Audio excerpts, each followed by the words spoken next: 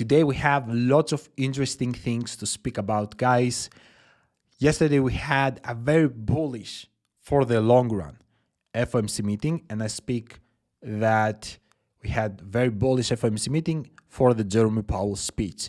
He actually witnesses some very bullish things that showed us that Fed now is in a transitional phase, that we're going to move from QT to QE.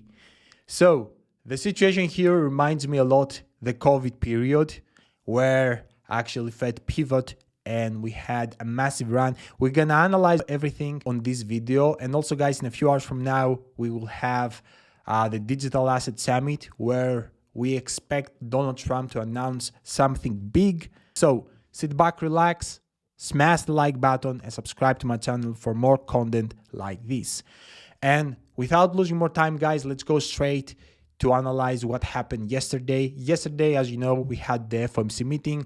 We were expecting to do not have like rate cuts. We were expecting to stay in the rates that we are already. And this is what happened. Like, it was already priced in, 99% probabilities to do not have any kind of shocking outcome. So we got what we were expecting, but the Jeremy Powell speech was insanely bullish. Actually, he witnesses that QT will be reduced from 25 billion per month to 5 billion per month. And this will start on April. And many people guess that QE will begin in 1st of April. This is not going like because he's going to slow down the QT. QE will begin on April. We don't know yet, but we have a good bullish sign, and this is why I'm telling you that we are in a very transitional phase. Like, we are going into this Fed pivot situation. We are in the middle at this point. We wait and we expect to have rate cuts within May and June in the upcoming FOMC meetings. You see here already the predictions are 84.4% to do not have rate cuts on May, and we have here only 15% to have rate cuts, but for June we are 50-50. We will see once in reality the QT will drop or will begin dropping from 1st of April, slow down, okay, whatever. We will see if these kind of percentages will change until the FOMC meeting of May.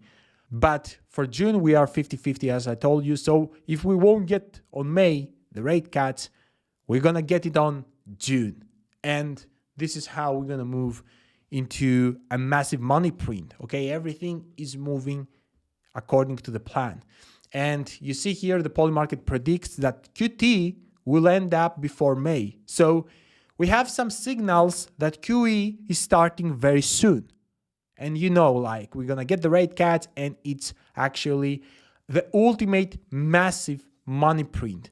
So we're about to have, as the data shows, very big run within Q3, Q4. Bitcoin and of course altcoins. People don't believe that because they will compare 2024 with 2025. It's day and night, the difference. Right now we are going to have a season, I mean Q3, Q4, similar with the COVID area. Like, the risk assets are going to have massive inflow. So in some terms, we haven't even started yet. We haven't even began that from the data that we got now. Okay. So I would like to show you that with this bullish speech of Jeremy Powell, we had actually a Bitcoin pump to the levels that I told you yesterday. If you watched my yesterday video, you already know that I told you if the Jeremy Powell speech will be bullish, we can have some volatility into the market, and we can have Bitcoin up to $86,000, $87,000, $88,000. And we went there. Basically, we touched the $87,000. But I told you personally, I'm not expecting a continuation. The reason of that is that because we are on this transitional phase and there is no new liquidity to flow into the space, I don't see any catalyst that can pump the prices and put the Bitcoin to 95,000 to 100,000. I don't see any kind of catalyst that can do that.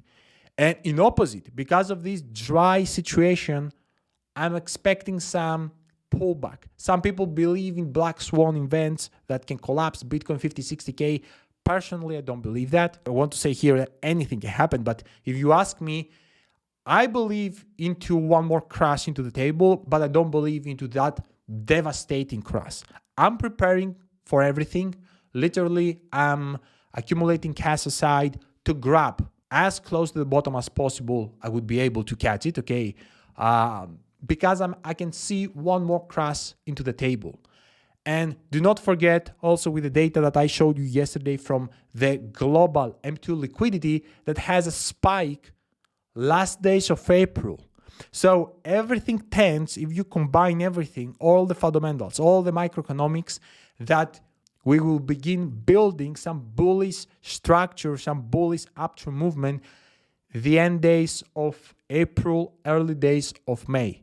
Everything tends there, and we're going to have like a continuation in the upcoming months with the rate cuts, with the money prints. We are about to go insanely high. We're going to have the new liquidity that will flow into the markets, and we're going to have like massive runs. But until then, I'm ready for one more crash. How low? I don't know. It can play out like as a double bottom here, and we can break last days of April, or we can even go close to 73K on this zone, 68, 69 with weeks. Okay, I don't know. Okay, I'm not magician, but this is where I see the world situation. Lower than that, I don't believe it. Okay, especially like if we're gonna get another leg down and we begin dropping, everyone will be convinced again that we are heading into a bear market, and this is the bear market. Recession is coming, and all of these blah blah blah things. And I don't believe that market makers will let it to make all of these people, especially the traders that are shorting, rich. I believe they will keep the prices and they will manipulate the prices to do not drop that low. So this is what I'm expecting from the current situation. I'm preparing for the worst and I'm hoping for the best. If I won't catch the last drop, guys, to buy personally Kaspa or Tau, I don't give a shit. Like literally, I'm good. I have packed my bags already very well from very low prices, but all I'm looking now is to grab as low as possible. Anyway, we'd like to show you that also here you see that we haven't any action from the US institutions yesterday. You see here only 11.8 million inflow flew into the Bitcoin from the US institution. And yeah, like I believe institutions were waiting to see how the speech of the Jerome Powell will end up. Anyway, close these things, and now I would like to speak for this digital asset summit that is going to happen in 1 hour from the time that I'm recording. Guys, of course, Michael Saylor and Cathie Wood will speak insanely bullish, and some other dudes here that are pro Bitcoin heads, they are going to speak very bullish for Bitcoin, but all the eyes are on Donald Trump. And the reason of that is because there are massive rumors that Trump will announce 0% capital gains tax on Bitcoin and other crypto investments in US to attract more capital. This is going to be massive if it's true, but still, okay, it's not enough to pump the prices incredibly. We can have, like, if this is true, a pump to 88, 89, 90, whatever, but you should expect afterwards the dry situation, okay? Like, we don't have more liquidity, more catalyst to move to the upside. The first catalyst begin with, as I said, with the global liquidity and also with a QT to end up before May. So this is what I believe. I don't believe that Donald Trump, with such an announcement, can really spike the prices back to $100,000, for example, okay? And whatever pump will happen, it's going to be temporary for the short term, okay? For the very short term. Because, yeah, if you count in 1 month from now, I believe we're going to begin flipping into very, very bullish scenarios. Anyway, put a full stop here. Let's see what's going to happen. I'm going to announce you that tomorrow. I'm going to speak for that tomorrow. And guys, you see here, Michael Saylor says Europe gonna need BTC. And of course, Europe will answer, no, we need the digital euro. We need CBDC. We don't need BTC. Europe literally doesn't give a shit about make the people more wealthy. They all care about is to have them slaves. They don't give a shit about the prosperity of the people, of their people. Anyway, also I would like to show you that Pakistan is looking to legalize Bitcoin and crypto. Pakistan Crypto Council CEO says, guys, you see that countries slowly are adopting BTC, and especially the time that US will begin by officially, you will see there a battle like a World War III, but not in the battlefield with the armies, but which country gonna buy the majority of the Bitcoin supply? We're about to have a battle there. So this is a general approach from me. This is how I see the world situation. I'm not a trader. I'm very chill, sit back, relax. If the market gonna give me the opportunity, I'm gonna buy. If not, we are about to enjoy watching our portfolios exploding and our favorite altcoin season to play out. So now, the people who are going to ask me, Chris, where do you store your cryptos? Guys, I use a Tadem wallet at this point. I recommend you to go and grab your cold wallet. Tadem is very easy to use, and I recommend it. I'm a very satisfied customer. And if you go and write Crypto Chris with Y, you can have 10% off in your order. And for the people now who are gonna ask me, Chris, from where do you buy cryptos? Guys, recently I buy from Wix, a new very reliable exchange that you can buy cryptos with no KYC, because I used to buy from xt.com, and recently like they messed up lots of things like frozen withdrawals and all of that stuff.